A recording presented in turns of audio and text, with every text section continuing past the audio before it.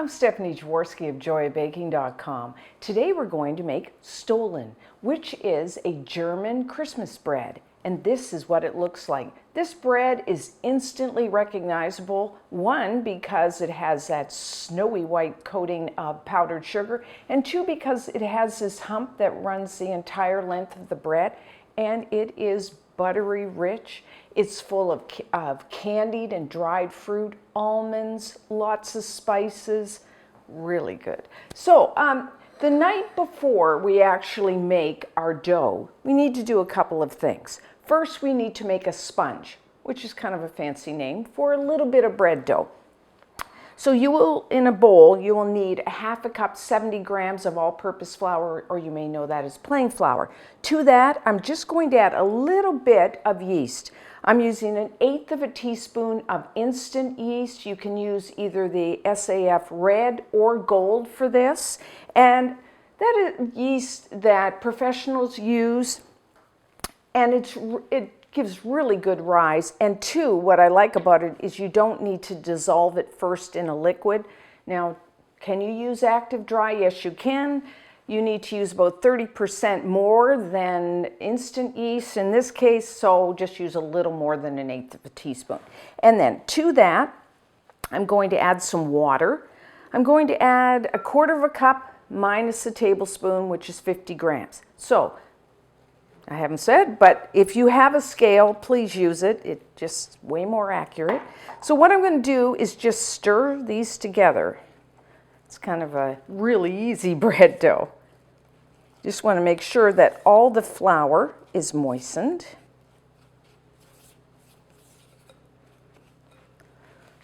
I am going to get my hands in there.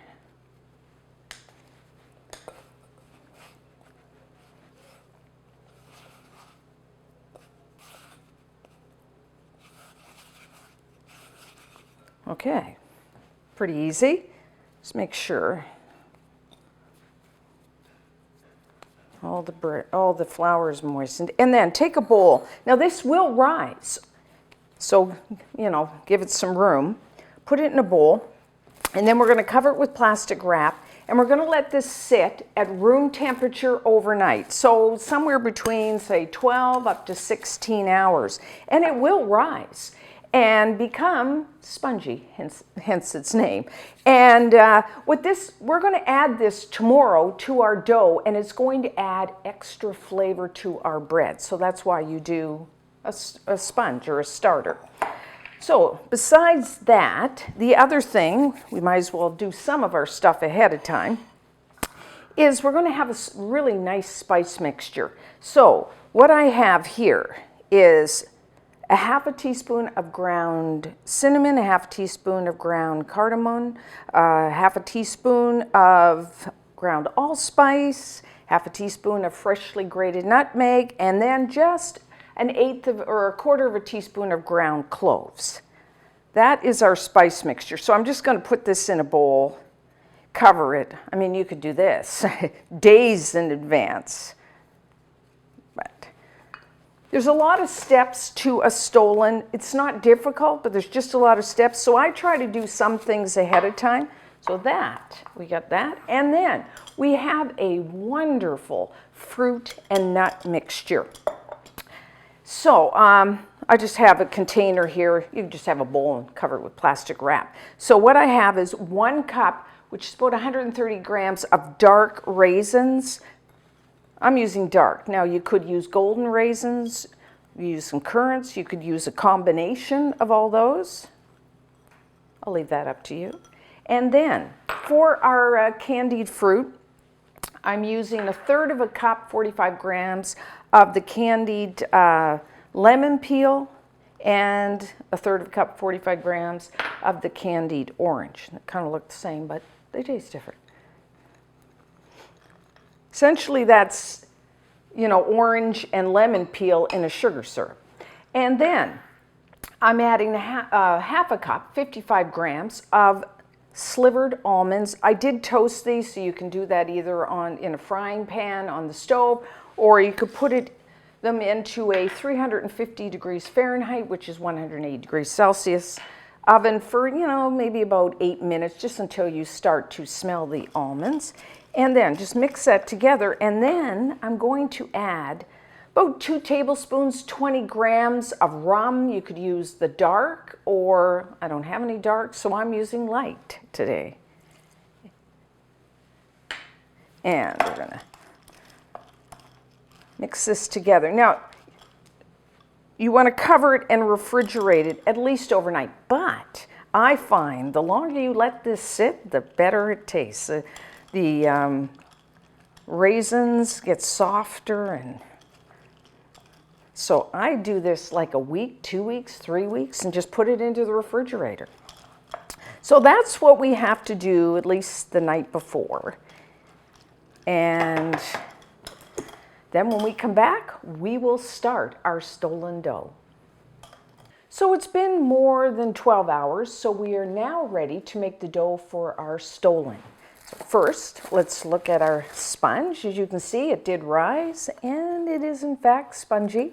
So I'm gonna take that out and just put it right in our mixing bowl. Again, if you have a scale, it's so much easier to weigh your ingredients with the scale, but I'll get both. First, you will need 1.5 cups plus 1 tablespoon, which is 205 grams of all-purpose flour. We're just going to dump everything into our mixing bowl.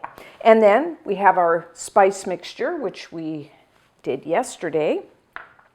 You need 2 tablespoons, 30 grams of granulated white sugar.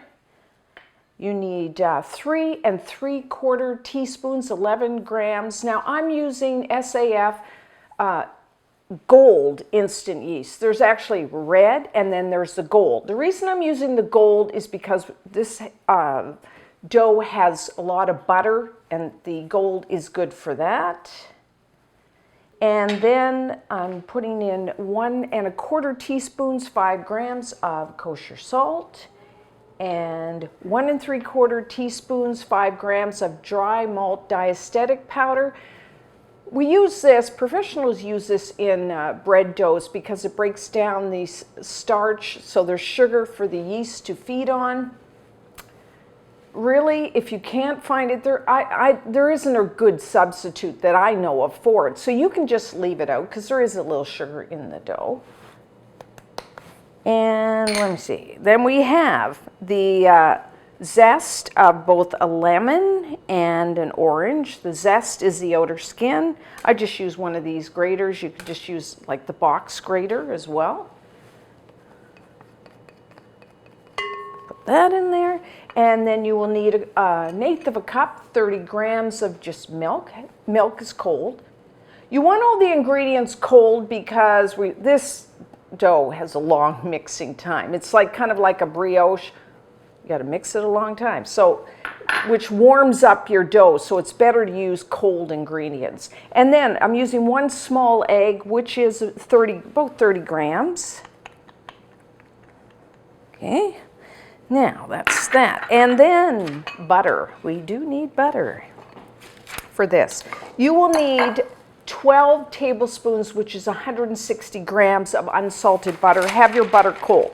Now, you could use, I'm just putting this between parchment paper. You could just use wax paper or plastic wrap. And we're going to pound this. We want it pliable, but still cold. Now, I know people are going to say, well, why don't you just leave out the butter? You don't want to change the chemical composition of your butter, so that's why we're doing it this way. So just have your rolling pin and just bang it. It's going to be a little noisy. That's pretty good. What I do, a good way to tell if your butter is pliable enough is just take it and kind of run it over the side of your counter. If it breaks, then it's probably still too cold, but that looks pretty good.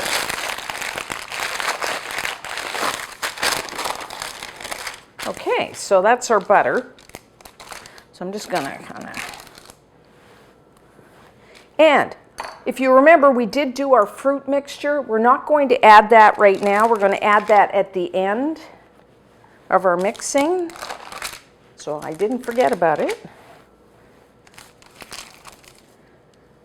So now you want to use your dough hook for this. Like I said, we're going to probably mix this for at least 20 minutes, so our mixer's going to get a workout. For the first part, we're going to mix for 4 minutes on first speed of your mixer, and that's just going to get everything all mixed together.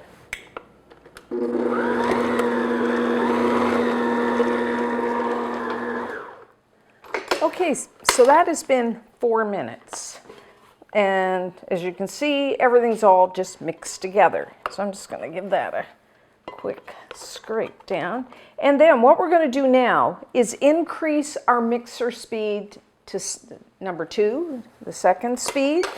And we want a really strong dough here. So we're going to mix this, I would say, between 15 and 20 minutes. You want a really nice, smooth and elastic dough that cleans the bowl. But at the end, after 15 minutes, I am going to show you a test to see, so you can see if your dough is actually fully kneaded. So second speed for 15 minutes.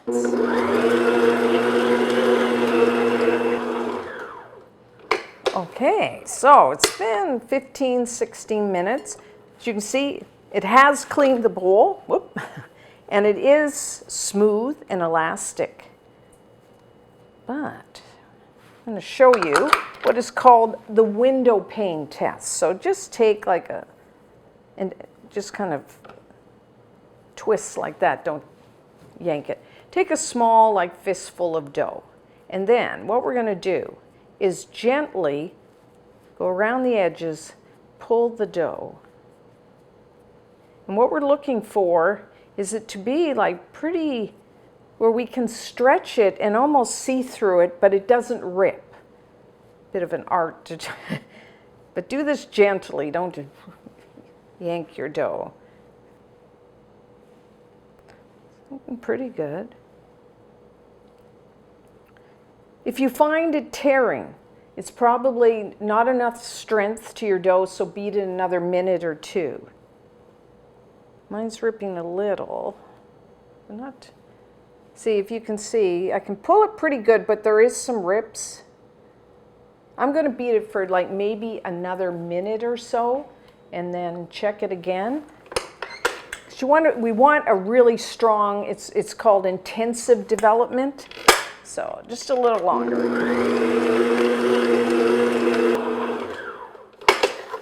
Okay, so let's check. It feels a little, I mean, just feel the dough. It feels pretty strong. But we will just do one more. Better be safe than sorry, huh? Yeah, it feels a lot stronger this time. Just gently pull your dough. Yeah, it's looking, you can see, I'm pretty thin as I pull it. Yeah, I'm fine with that. Okay, so now, oh, I almost forgot. We need to add our fruit and nut mixture. So, don't want to forget that.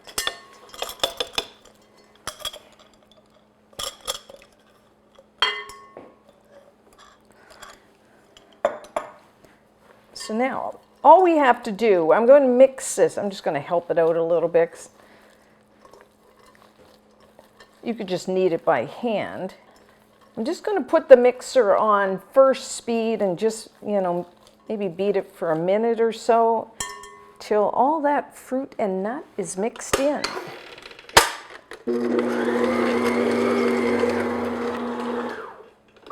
Okay, I got a bit left on the bottom. Some raisins, but I'm going to do that by hand.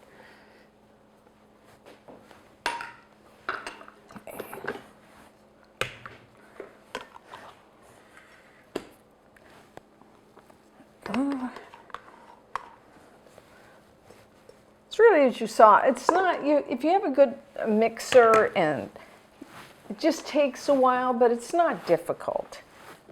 So just kind of make sure all those raisins are mixed in. Oh. And then you will need a large bowl. We are going to proof our dough.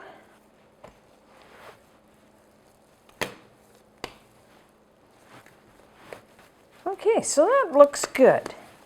Now I'm going to take the temperature of my dough. I'm at about 73 Fahrenheit. You want your dough to be somewhere between 73 and 76. That's the optimal temperature. That's 23, 24 C. So put a little oil in there in my bowl and just kind of just a very thin coating. Not that we really need it because this is such a buttery dough, it won't stick. And then I'm going to put it in there and cover it with plastic wrap.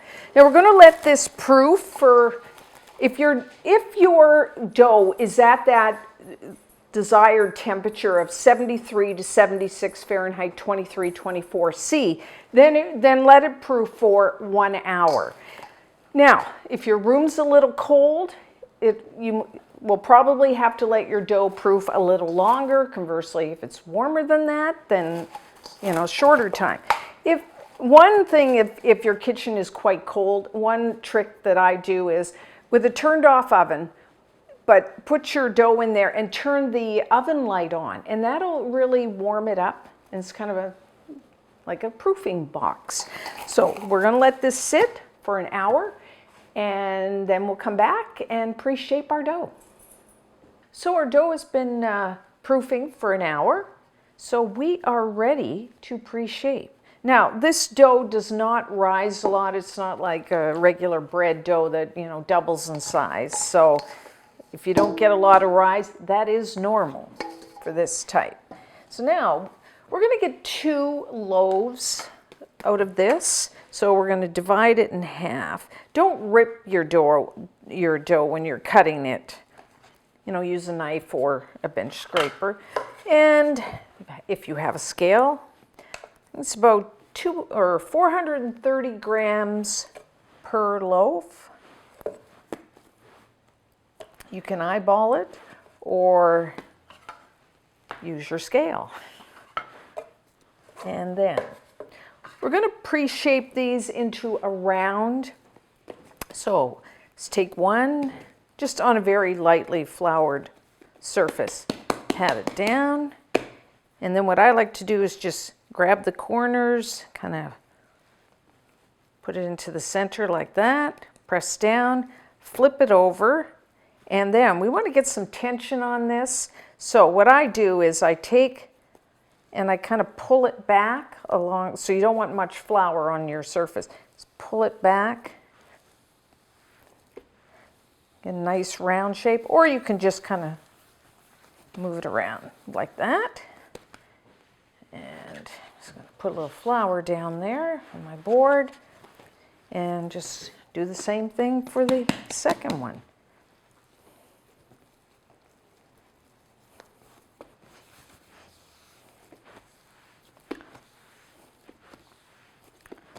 Okay, so now every time we work the dough, we want to let it rest. So I'm going to cover that with my plastic wrap. Just let it sit, again, at room temperature for about 30 minutes. And then when we come back, we will shape our Stollen. So we're now ready to shape our Stollen. Just lightly flour and take so the top is bottom, bottom is top. And then what we want to do is form this into an oval shape. It's about, maybe 8 inches long. It's not critical, about 20 centimeters, like so. And then take the top part of your dough and take it into the center, like that. Kind of a bell shape, I guess. Seal that. And then we're going to, starting at the top here, take it over, roll it, press it, and we're going to do that 5 times. So it's 2, 3, 4, and 5. I'm going to roll it to seal it, and then we want to form it into like 8 to 9 inch, 23 centimeter rectangle, kind of with kind of tapered ends. So, kind of a unique shape here for the Stollen. So, about like that. And then you will need like a really thin rolling pin. Actually, Rick just went to the hardware store and got a wooden dowel that's about 5/8 of an inch, which is about 1.5 centimeter. And if not, you could probably just use the end of a wooden spoon to do that too. So what we're going to do is about 1 inch in, 2.5 centimeters. We're going to press that down almost to the bottom of the dough, and we're going to like make a trench pretty wide, couple of, probably as close to a couple inches, 5 centimeters, like so. Press right down to the end. And some people like to have some marzipan in their Stollen. Personally, I don't really like that.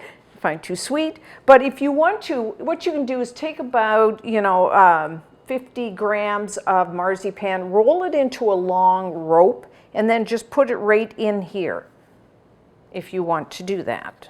I'm not today. So you have that. And then just kind of in the rest of the dough, but right in the center, just put a little trough, like so. And then what we're going to do is lift this and put this thick edge into this other little trough, like so. I know it's a little complicated. There is biblical reference, symbolisms why we do it in this shape.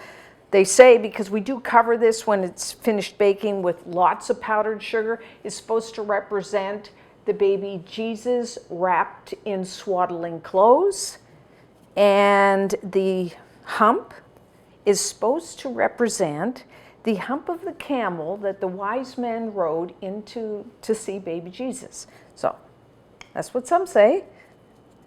But so then once you do the ridge, you just want to kind of press that down, because if it all works so well when this rises and bakes, you would like to have that ridge right down the center. Sometimes it doesn't work exactly, but kind of press that down so it is. So there we have it. Now I'm just going to move this to a baking sheet lined with parchment paper, and then I'm going to cover it with plastic wrap and let it proof for about an hour, again at room temperature.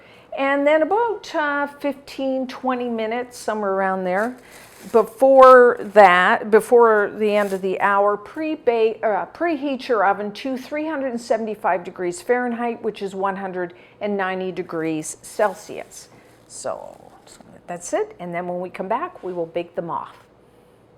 To bake our Stollen, everyone's oven is a little different. I would say the baking time is about 25 to 30 minutes. They'll turn a beautiful golden brown, and you want them cooked through. I would rotate your baking sheet front to back about halfway through baking for even baking. So somewhere between 25 and 30 minutes.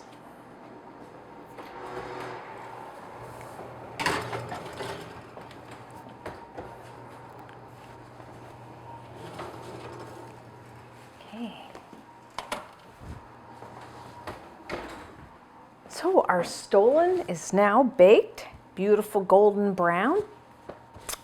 So and put your baking sheet on a wire rack. Now, we are not finished.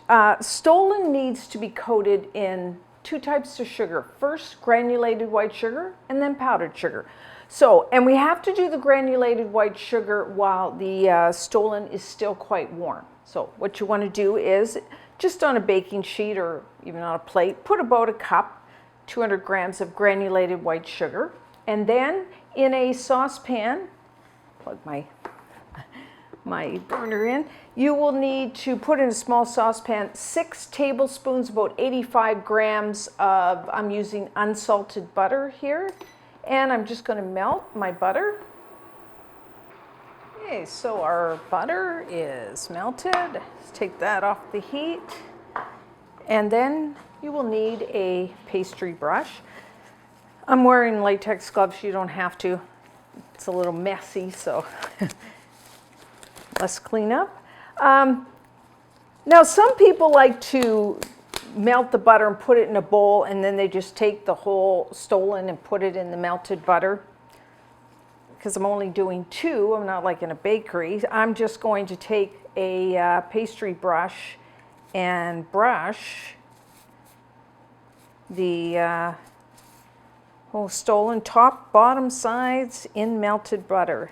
Now, the melted butter, one, I mean, that way the sugar will stick to the Stollen, but 2, it does provide flavor and moisture to our bread. So there's quite a few reasons why we do this. You can use clarified butter as well, if you want to do that, instead of just plain melted butter. Okay, be generous. Okay. And then I'm just going to dip it in the sugar and then coat it. You may think, oh, this is a lot of sugar, but remember, we didn't, this is like a sweetbread, and we didn't use much sugar in our dough, just a couple of tablespoons, about 30 grams. So you won't find the bread overly sweet, even though it kind of, you may think it's going to be. Okay, so that's good.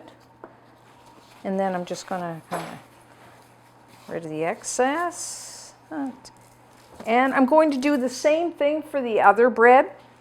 And then put it on a wire rack like I've done here. And then we're going to let them cool completely before we dust the outside with the powdered sugar. So now our Stollen is cooled down. So what we're going to do is now we're going to dust it with some powdered sugar. So I've just got a baking sheet lined with parchment, and then put your powdered sugar in a strainer. And again, be generous.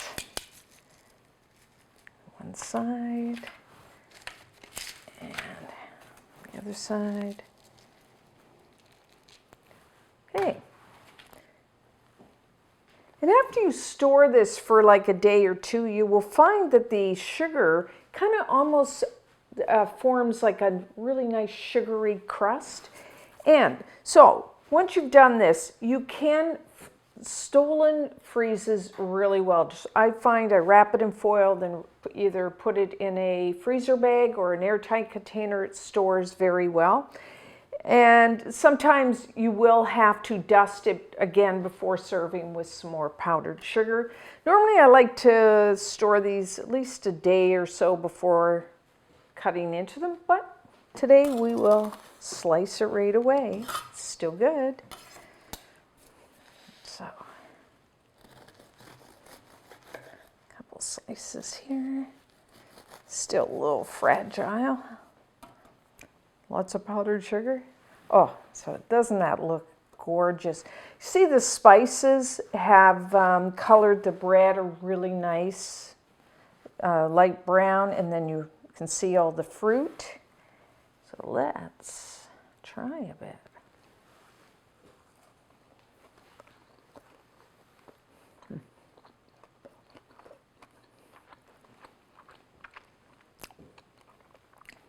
It's a very flavorful bread.